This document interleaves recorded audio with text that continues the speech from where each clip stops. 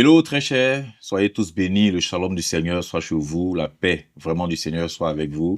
Comme vous pouvez le constater, la décoration, le cadre de ta lumière chrétienne, et c'est une chaîne chrétienne évidemment, et qui a pour but en tout cas de bénir le maximum de personnes, d'édifier le corps de Christ. Et nous avons un invité, c'est un homme de Dieu, et il n'est plus à présenter, mais bon, voilà quoi, on va le présenter pour d'autres personnes qui le découvrent pour la première fois, c'est le pasteur. Moi, je suis, par la grâce de Dieu, le pasteur Ornick Bongonda. Je profite pour vous saluer, vous qui êtes là pour la première fois. Que Dieu vous bénisse. C'est le pasteur Ornick Bongonda. Je suis fils spirituel du pasteur Dédé Landou à Kinshasa, qui dirige une merveilleuse structure de prière, midi en prière, tous les jours en ligne sur Facebook, pasteur Dédé Landou, lundi au vendredi. À part ça, vous constatez, je suis marié à Micheline Roberto, avec qui nous avons une fille, Altesse, et à part ça aussi, enfant de Dieu, comme vous. En tout cas, je salue maman, hein, notre belle-sœur. Alors, coucou la petite, en tout cas. Maman, votre époux est dans de bonnes mains. Hein? Homme de Dieu, comment vous allez? Je vais très très bien, Papa Prince. Et vous, aujourd'hui, vous allez bien? Ça va, ça va. Ok. On rend grâce au Seigneur. Oh ouais, c'est lui qui fait toutes choses. Gloire à Si Dieu. nous sommes en vie, nous tenons encore debout, c'est grâce à lui. Gloire à Dieu. On ne peut que lui rendre grâce. Gloire à Voilà, Dieu. voilà. Sinon, vous, votre séjour à Atlanta, ça se passe bien ici aux États-Unis? Ah, ça se passe bien. On doit dire qu'on est venu à la bonne saison. Il ne fait pas si froid que ça. Ouais, il y a un peu le soleil. Voilà. Donc, tout va très bien. Tout va très bien. Bon, à part le décalage horaire, on tente de s'adapter petit à petit, mais ça va. À part ça, ça va. Dieu merci. Nous profitons de quelques, comment on appelle ça? Les fast-food. Les fast-food. Vraiment, je te dis, hein. Ça, c'est la nourriture ici. Les Américains, vraiment, ils en raffolent. Mais bon, ça nous aide aussi souvent, hein, quand nous sommes dehors, tout et tout. Mais bon, voilà. Je veux rappeler aussi à nos amis internautes que notre chaîne YouTube, c'est Dit Etienne. Donc, vous pouvez aller vous taper, vous connecter, vous pouvez vous abonner aussi. Et puis, laisser des commentaires. Si vous pouvez juste aider, comment ça s'appelle, Dit Etienne? Dit Etienne, c'est D-E-T-N. D-E-T-N. Ouais, ok. D-I-T-N. Bon, non, voilà, en anglais, quoi, ça fait. Bah, faut savoir que les francophones nous suivons ici. Hein. Mais vous allez vous adapter, hein, étant donné que vous venez souvent ici. Hein. Dieu fait grâce, oui. Voilà. En tout cas, mon Dieu, merci encore d'être là. Merci à vous. Il faut dire que c'est pas la première fois que vous acceptez notre invitation. Et pour nous, c'était un réel plaisir de vous avoir. Voilà, on a fait 2 émissions avec vous. En tout cas, vraiment, c'était par la grâce du Seigneur. Voilà. Merci beaucoup. On a reçu quelque chose. Merci beaucoup. Merci beaucoup. Et donc voilà, amis internautes, comme vous le savez, notre émission, voilà quoi, nous traitons des thèmes du Seigneur, des thèmes spirituels. Voilà, et donc cette émission a pour but vraiment d'édifier, de bénir, d'apporter de la lumière dans les vies. Voilà quoi. Étant donné que nous sommes le sel de la terre, la lumière du monde, comme le Seigneur l'a dit. Amen. Donc, comme de Dieu, sans plus tarder, nous allons passer au vif du sujet. Aujourd'hui, nous sommes là pour parler, on va dire, de la promesse du Saint-Esprit. Voilà quoi. Déjà, je vais vous demander, la Bible parle de, on va dire, c'est le Seigneur Jésus-Christ qui disait qu'il doit partir et qu'il doit envoyer le Saint-Esprit. C'est ça. Bon, déjà, ce qu'on peut savoir, quand le Seigneur parle de qui doit partir et nous laisser le Saint-Esprit, j'ai envie de demander, voilà, c'est-à-dire que pourquoi le Seigneur veut vraiment nous laisser le Saint-Esprit et on parle de promesse. La promesse, c'est le Saint-Esprit ou c'est quoi? Ou bien il y a plusieurs promesses? Ah, et dans la Bible, vous savez, il y a beaucoup de promesses. La Bible, c'est, comment je peux dire, c'est cette bibliothèque, cette bibliothèque, pardon, qui a beaucoup de livres qui renferment beaucoup de promesses. Okay. Mais s'il y a une promesse principale, c'est la promesse du Saint-Esprit. C'est la promesse du Saint-Esprit. C'est la promesse du Saint-Esprit. La promesse du Saint-Esprit ne commence pas avec le Seigneur Jésus. La promesse du Saint-Esprit commence avec Dieu lui-même. Il est dit dans Joël chapitre 2, Joël chapitre 2, le verset 28 et 29, la Bible est en train de dire, c'est Dieu qui parle lui-même par la bouche du prophète Joël. Après cela, je répandrai mon esprit sur toute chair. Vos fils et vos filles prophétiseront. Vos vieillards auront des songes et vos jeunes gens des visions.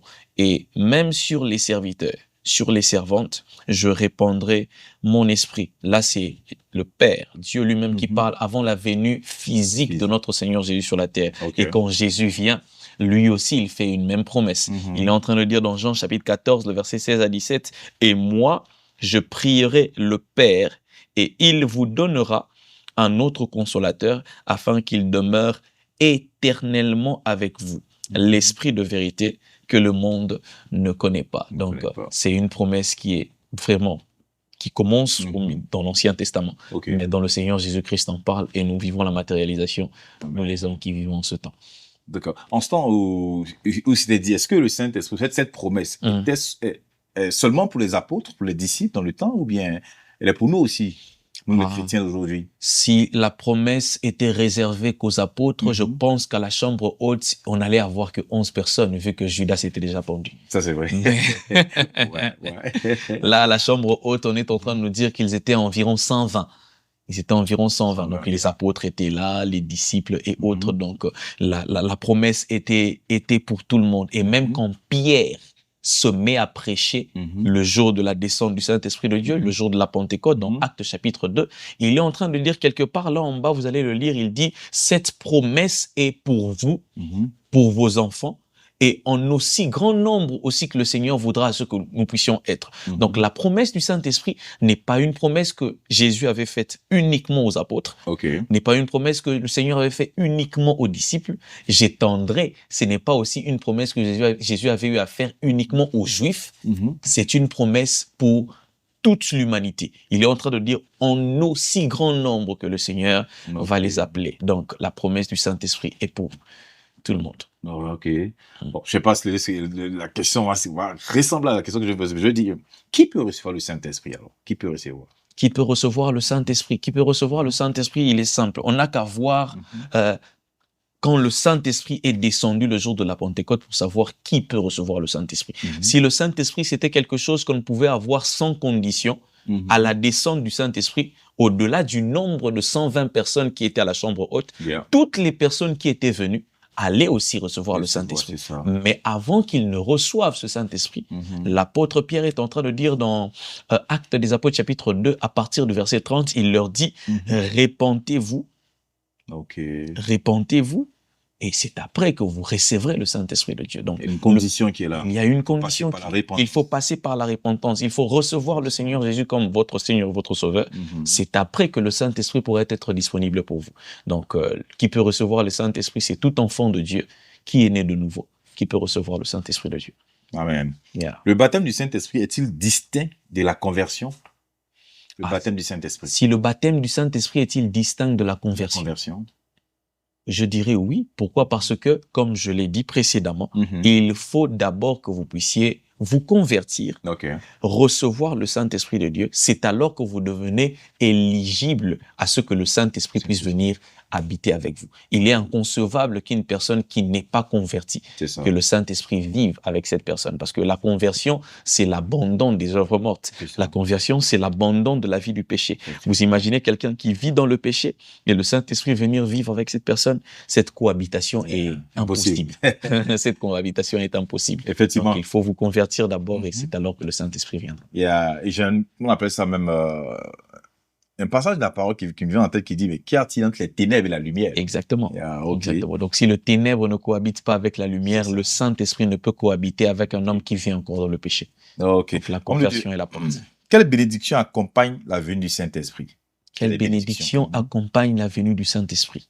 Très, très bonne question. En tout cas, une très, très bonne question. Vous savez, j'ai souvent l'habitude de dire l'échec d'une mission est constaté à la fin, mais elle est enfantée au début. Quand Dieu parle de bénédiction, il a sa conception à lui de voir la bénédiction.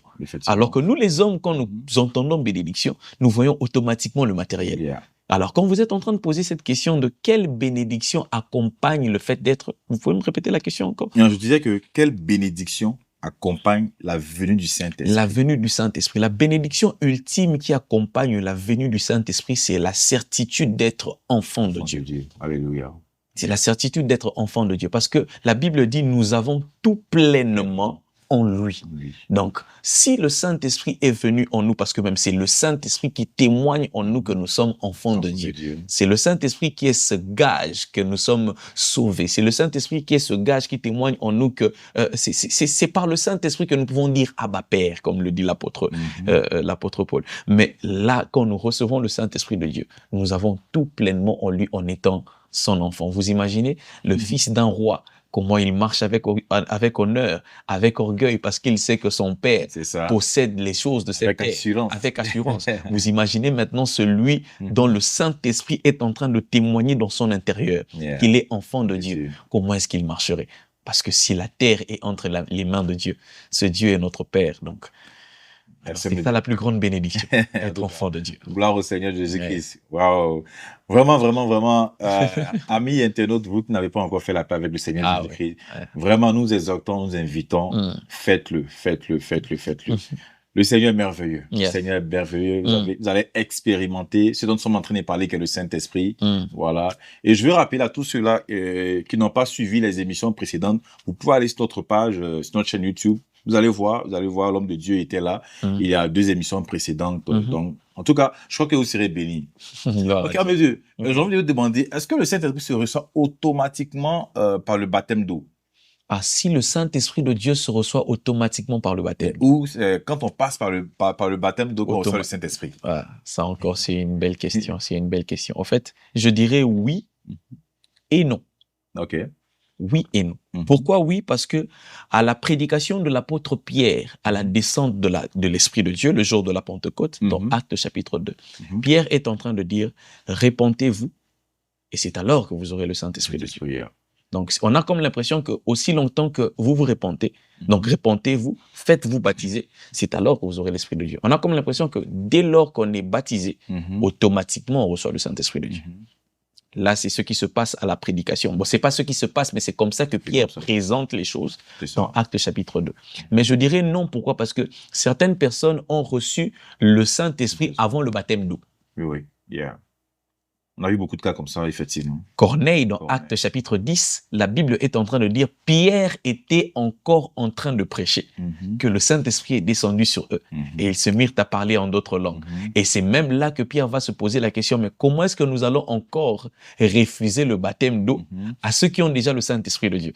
Donc il peut y arriver que le baptême du Saint-Esprit précède le baptême d'eau, comme c'est le cas avec Corneille.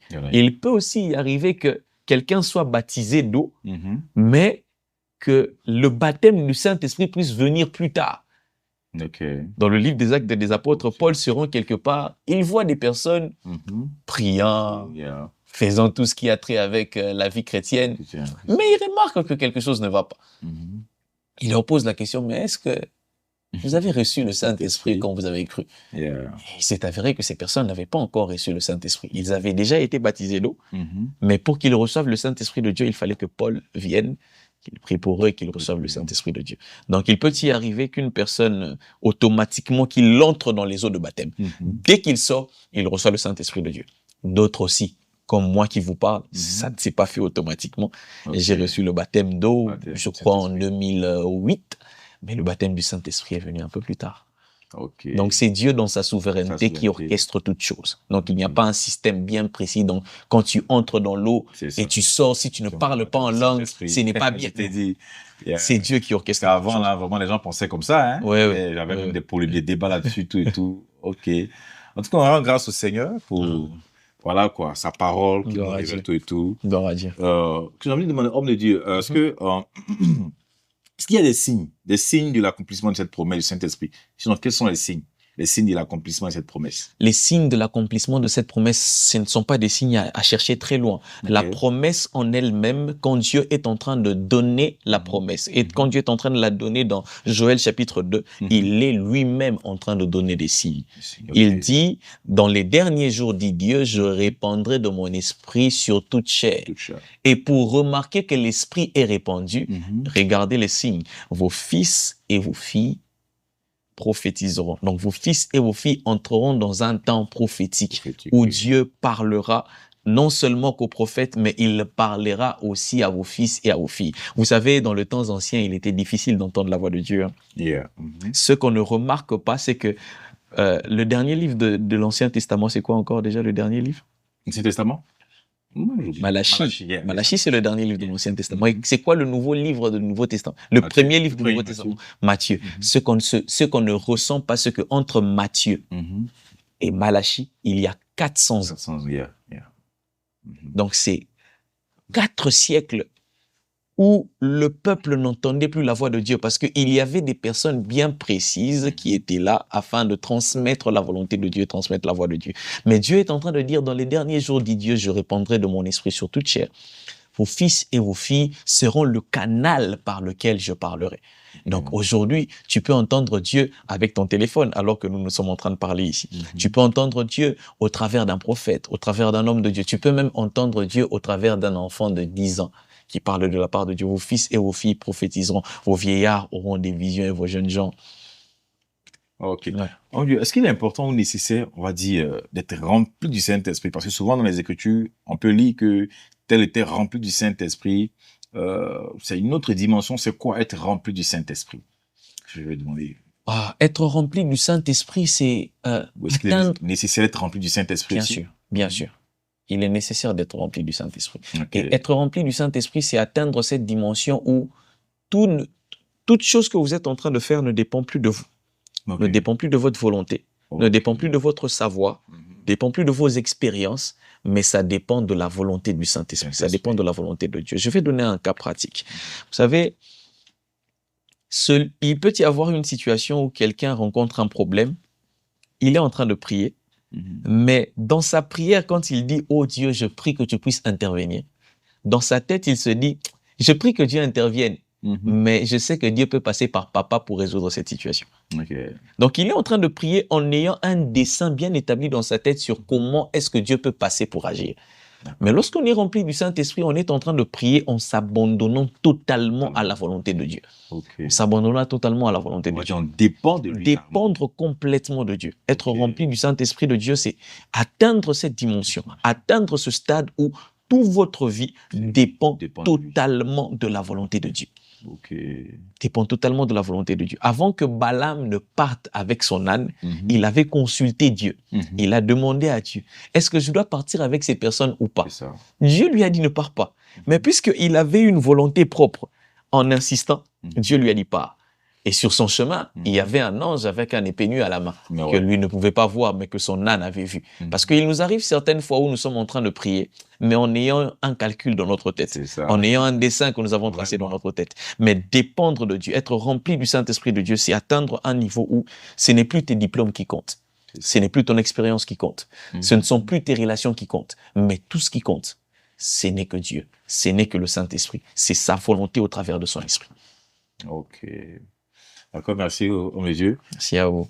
Oh, mais j'ai envie de demander, est-ce que le fait de parler en langue, on va dire, atteste qu'on a le Saint-Esprit? C'est forcément, ou je veux dire, je vais reformuler ma question, avoir le Saint-Esprit donne de forcément parler en langue. Est-ce qu'on a le Saint-Esprit, c'est-à-dire que forcément, ou c'est par là qu'on atteste que cette personne a le Saint-Esprit? Le parler en langue, c'est un des signes qui démontre qu'une personne a le Saint-Esprit. Mais ce n'est pas le signe, le signe unique qui atteste que quelqu'un a le Saint-Esprit de Dieu. Vous savez, nous vivons dans une génération et dans un siècle où des personnes parlent en langue, mais qui mènent une vie. Vraiment. Donc vous voyez. Je vois déjà en même temps. Vous voyez un peu. Donc le parler en langue, c'est un des signes qui atteste qu'une personne a été au contact avec le Saint-Esprit de Dieu, a le Saint-Esprit de Dieu. Mais ce n'est pas le seul signe qui démontre qu'on a le Saint-Esprit de Dieu. L'un des autres signes qui démontre qu'on a le Saint-Esprit de Dieu, la Bible dit « Marchez selon l'Esprit ». Et vous n'accomplirez pas le désir de la chair. Donc, celui qui est au contact avec le Saint-Esprit de Dieu, celui qui a le Saint-Esprit de Dieu, un autre signe qui démontre qu'il en a, c'est qu'il n'accomplit plus les désirs de la chair. Donc, tout ne doit pas être focalisé que sur le fait de parler en langue. Sinon, on parlera en langue, mais on sera impudique. On parlera en langue, mais on sera voleur. On parlera en langue, mais on sera calomniateur. On parlera en langue, mais on sera tueur. Mais dites-moi, c'est quel Saint-Esprit est-ce qu'on a reçu qui ne nous empêche pas de vivre dans l'impudicité alors que nous parlons en langue? Donc, le plus important, c'est ça. Donc, l'un des plus grands signes, ou si ce n'est le principal signe de celui qui a le Saint-Esprit de Dieu, c'est qu'il marche selon l'Esprit et il n'accomplit pas le désir de la chair. Donc, le parler en langue est un des signes qui démontre qu'on a le Saint-Esprit de Dieu, mais ce n'est pas ça le seul signe qui démontre qu'on a le Saint-Esprit de Dieu. Ok. Yeah. D'accord. En tout cas, merci encore, mon Dieu. Merci. Déjà, je veux dire, quelle est la relation entre repentance et réception du Saint-Esprit? Quelle est la relation entre la repentance et la réception du Saint-Esprit de Dieu? La réponse est simple. C'est comme quelqu'un qui dirait, quelle est la relation, pardon, entre le livre qu'on vend et l'argent qui se trouve dans ma poche? Okay. Le livre est là. Je peux me rendre dans une librairie, on est en train de vendre un livre. Le livre est là. Mais pour que je puisse avoir accès à ce livre, il faut que quelque chose qui est en moi puisse sortir. Il faut que je perde quelque chose qui est en moi afin d'acquérir quelque chose que je n'avais pas. C'est pareil avec la repentance et la réception du Saint-Esprit de Dieu. Tu ne peux recevoir si tu n'as pas abandonné. Je ne peux dire que j'ai acheté un livre si je n'ai pas sorti de l'argent que j'ai décidé de perdre. Tu ne peux pas dire que j'ai reçu le Saint-Esprit de Dieu alors que nous ne voyons pas les signes et les fruits dignes de la repentance. Il faut que vous puissiez produire les fruits dignes de la repentance. Donc, on voit que non, telle personne était voleur, il ne l'est plus. Telle personne était menteur, il ne l'est plus. Il a décidé de céder volontairement quelque chose afin que la grâce d'avoir le Saint-Esprit de Dieu puisse être en lui. Donc, il y a un peu cette corrélation-là parce que la repentance, c'est carrément, c'est abandonner le péché, tourner le dos au monde afin de se diriger selon les voies de Dieu. Donc, celui qui se répand, c'est celui-là qui ouvre la porte au Saint-Esprit de Dieu. D'accord. En tout cas, merci, homme de Dieu. Merci à vous. C'est vraiment la fin de notre émission, mais j'ai envie de demander quelque chose, Dieu, une faveur. Si vous avez, on va dire, tout dépendra de vous, si c'est une prière, si vous avez un message, un conseil à donner à quelqu'un, on va dire un chrétien qui a rétrogradé, qui est retourné encore à ses mauvaises œuvres.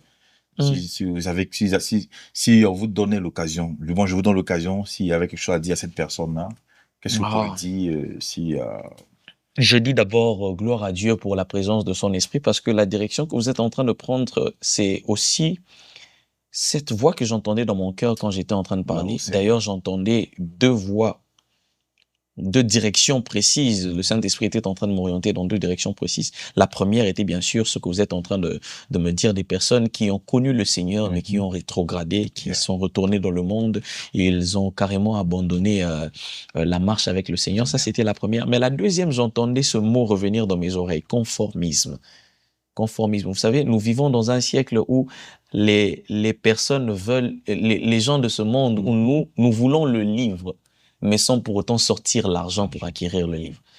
Nous voulons être appelés chrétiens, mais sans pour autant abandonner le monde pour être appelés véritablement chrétiens. Nous voulons être enfants de Dieu, mais faire ami avec les gens du monde. Nous voulons être appelés enfants de Dieu, aller tous les dimanches à l'église, mais aussi se retrouver dans une boîte de nuit, se retrouver en train de prendre quelque chose qu'il ne faut pas. Donc, complètement vivre la vie du monde, mais en vivant aussi la vie de Dieu. Donc, venons à l'église, mais rejetant complètement ce qui fait la vie de Dieu. Parce que ce qui nous sauvera, ce n'est pas le nombre de fois nous allons à l'église, Papa Prince. Vous savez, quel que soit le nombre de fois où vous allez à l'hôpital, vous ne devenez pas médecin pour autant. C'est clair. Vous ne devenez pas médecin parce que vous êtes trop allé à l'hôpital. Vraiment. Non, celui-là est trop allé à l'hôpital, voilà pourquoi il a eu un diplôme de médecine. Non, vous devenez médecin parce que vous avez décidé de consacrer votre temps aux études de la médecine. Vous ne devenez pas chrétien par rapport au nombre de fois où vous allez à l'église. Vous devenez chrétien parce que vous avez décidé d'abandonner la vie du monde et de marcher selon la volonté de Dieu. Donc je vais prier, je le sens comme ça, prier par rapport à tous ceux qui nous suivent, qui ont encore des combats par rapport à ces domaines de la vie. Je vais premièrement prier pour ceux qui ont marché avec le Seigneur. Ils ont fait un pas avec lui, mais à cause des soucis du monde, ils sont revenus dans ce qu'ils avaient abandonné. Tu es retourné dans cette mauvaise vie que tu avais abandonnée. Tu es retourné dans ce péché que tu avais abandonné. Si tu es là, tu es en train de me suivre, tu peux juste mettre ta main sur le cœur et nous allons prier pour toi. Je prie dans le nom de Jésus. Seigneur, tu vois cette personne comme cet enfant prodigue qui s'était éloigné de son père. Mais après, il s'est dit, je reviendrai vers mon Père. J'avouerai mes fautes. Seigneur, vois cette personne qui est tombée sur cette émission, peut-être par invitation. peut-être par hasard. Seigneur, reçois-le alors qu'il est en train de revenir à la maison. Seigneur, convainc son cœur et qu'il se rende compte qu'il n'y a rien de bon à l'extérieur.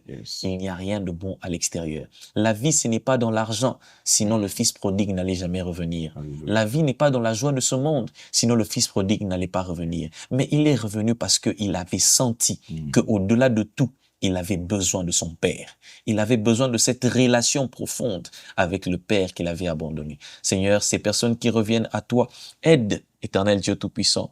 Aide-les, Éternel Dieu, à vivre la vie de Dieu. Aide-les à vivre la vie de Dieu au travers de ton Saint-Esprit dont nous venons de parler. Au nom de Jésus que j'ai ainsi prié.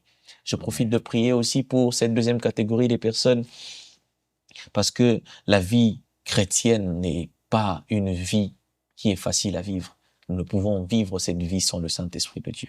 Tu viens à l'église, mais tu sors avec cet homme marié.